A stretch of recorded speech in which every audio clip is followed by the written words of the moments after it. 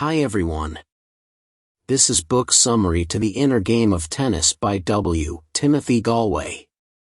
Let's enjoy the video. Please subscribing to my channel for more great content like this. You'll be notified when I upload new videos. The Inner Game of Tennis Summary. In tennis and life, people equate performance with self-worth, will their body to perform, and get frustrated when it doesn't. The inner game of tennis is a methodology of learning and performing best by quieting the mind, letting go of mental self-instructions, and trusting the body's natural inner intelligence. The Inner Game of Tennis Notes and Quotes. Here are my notes and quotes on The Inner Game of Tennis by W. Timothy Gallwey. My notes are casual and include what I believe are the essential concepts, ideas, and insights from the book, along with direct quotes from the author. 1. Reflections on the mental side of tennis. The inner game of tennis is about developing the mental skills for high performance. Images are better than words, showing better than telling, too much instruction worse than none, and that conscious trying often produces negative results. Where a person has a hot streak, they lose it once they try to maintain it. 2. The discovery of two selves. Every player has two selves. One, the I, seems to give instructions, the other, myself, seems to perform the action. Then I returns with an evaluation of the action. For clarity, let's call the teller self 1 and the doer self 2. The key to better tennis, or better anything, lies in improving the relationship between the conscious teller, self 1, and the unconscious, automatic doer, self 2. Here's the problem: self 1 does not trust self 2, even though the unconscious, automatic self is extremely competent. When self 1 overthinks and tries too hard, tension and muscle conflict in the body. Our goal is the Zen concept of effortless effort. 3. Getting it together. The ego mind's constant self 1 thinking interferes with the natural doing process of self 2. Only when the mind is still is one's peak performance reached. Quieting the mind means less thinking, calculating, judging, worrying, fearing, hoping, trying, regretting, controlling, jittering, or distracting. The mind is still when it is totally here and now in perfect oneness with the action and the actor. Quieting the mind tends to be a gradual process requiring letting go of mental habits acquired during childhood. The first step is learning to let go of the human tendency to judge ourselves and our performance as either good or bad. When we unlearn how to be judgmental, it is possible to achieve spontaneous, concentrated play. Judgment assigns a negative, such as bad, or positive, such as good, value to an event. Thus judgments are our personal, ego reactions to the sights, sounds, feelings and thoughts within our experience. Once self 1 has judged several actions either negatively or positively, it is likely to begin generalizing. Instead of saying you were nervous on that point, it generalizes, you're the worst choke artist in the club.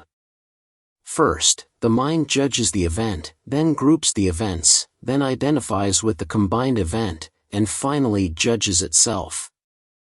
These self-judgments become self-fulfilling prophecies. A hypnotic trance occurs, you become what you think. Letting go of judgment does not mean ignoring errors. The first step is to see your actions as they are without judgment. Only when the mind is still, and free of thought or judgment does it act like a perfect mirror. Then and only then can we know things as they are. There is a natural learning process which operates within everyone, if it is allowed to.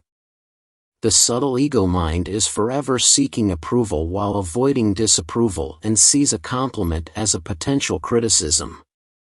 Judging one event as positive makes it impossible not to judge other events as negative. Non-judgmental awareness means seeing life as it is without adding mental commentary. 4. Getting it together. The human body is a remarkable creation. Within it is a staggering inner intelligence. The trick to not getting upset is not to identify with your actions as a reflection of who you are. You are not your backhand any more than a parent is his child. In other words, you are not your body. High performance is about holding in your mind what a high-performing action looks like and then allowing the body to do what is necessary to make it happen. One of the problems of judgment is that it feeds on and extends itself until a strong negative self-image has formed. 5. Master tips. The perfect strokes are already within us waiting to be discovered. When I and my students think of strokes as being discovered rather than manufactured, they seem to learn the game much faster and without frustration. Simplicity is the key to consistency. When you eliminate ego involvement in your actions, you eliminate frustration. 6. Changing habits. It is the process of changing habits that most players experience the greatest difficulty. When one learns how to break a habit, it is a relatively simple matter to learn which ones to break. Once you learn how to learn, you have only to discover what is worth learning. We never repeat any behavior which isn't serving some function or purpose. If we think a bad habit controls us, we will feel we have to try to break it. Setting up a struggle like this makes it difficult to change old habits. Awareness of what without judgment, is relaxing and is the best precondition for change. Both positive and negative thinking inhibit spontaneity. If you want to do something, it is essential to experience it. Don't intellectualize it.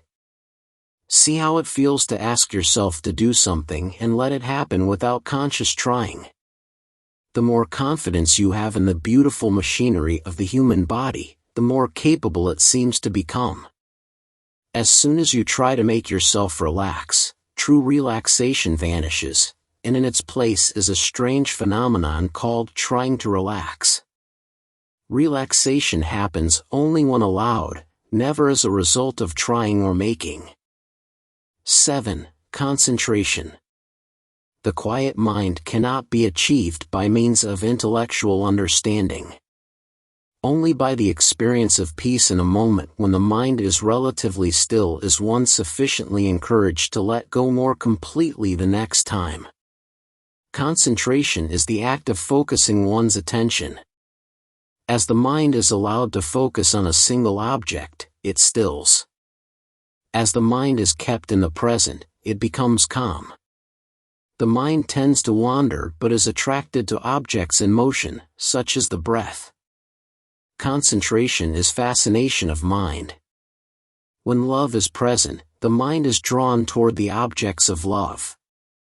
It is effortless and relaxed, not tense and purposeful. Thinking about how you should move makes it almost impossible to see or feel anything well. Forget shoulds and experience is. Consciousness is that which makes all things and events knowable. Without consciousness, eyes could not see, ears could not hear, and mind could not think. Attention is focused consciousness, and consciousness is that power of knowing. Nothing can be enjoyed or appreciated if it cannot be known. Beauty cannot be enjoyed unless one can know it. Meditation is the most effective way I know of developing concentration. Anxiety can be relieved by consciously paying attention to breathing. 8. Games people play on the court. We live in a culture of achievement where we are only good and worthy of respect when we do things successfully. We are what we are not how well we happen to perform at any given moment. If I win a match, I'm not more than I was before. And if I lose a match, I'm no less than I was before. 9. The meaning of competition. The need to prove that you are better than someone else is based on insecurity and self-doubt. Only to the extent that one is unsure about who and what he is does he need to prove himself to himself or to others. The worst in a person comes out when competition is used to create a self-image relative to others. It is then that ordinary fears and frustrations are exaggerated. Competition would not be problematic if self-image were not at stake. Many believe their self-worth depends on their performance, so playing well and winning become life or death. The tragedy is that they will not realize the love and self-respect they were led to believe would come with success. The more challenging the obstacle, the greater the opportunity for discovering our true potential. Obstacles are a necessary ingredient to this process of self-discovery. Winning is overcoming obstacles to reach a goal, but the value in winning is only as great as the value of the goal reached. True competition is identical with true cooperation. In true competition, no person is defeated. I don't worry about winning or losing the match, but whether I am making the maximum effort during every point because I realize that that is where the true value lies. Maximum effort means concentration, determination, and trusting your body to let it happen. The inner game frees the player from concern about the fruits of victory. He becomes devoted only to the goal of self-knowledge, to the exploration of his true nature as it reveals itself on level after level. 10. The inner game off the court. Thus, there are two games involved in tennis. 1. The outer game played against the obstacles presented by an external opponent and played for one or more external prizes. The other, the inner game, played against internal mental and emotional obstacles for the reward of increasing self-realization, that is, knowledge of one's true potential. Whereas our external goals are many and various and require the learning of many skills to achieve them, the inner obstacles come from only one source and the skills needed to overcome them remain constant. Perhaps the most indispensable tool for man in modern times is the ability to remain calm in the midst of rapid and unsettling changes.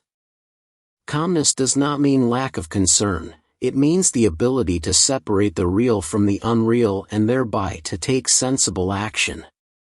We become freer to the degree that we can turn annoyances and apparent obstacles to our advantage in the inner game. Instead of improving ourselves and living up to some ideal, our effort should be to become more aware of the beauty of what we already are. Paradoxically, we perform best when we release attachment to the results of our actions. Use each moment to increase your understanding of yourself and life.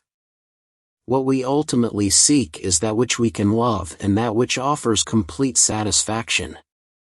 Sincerity and determination are your most valuable assets.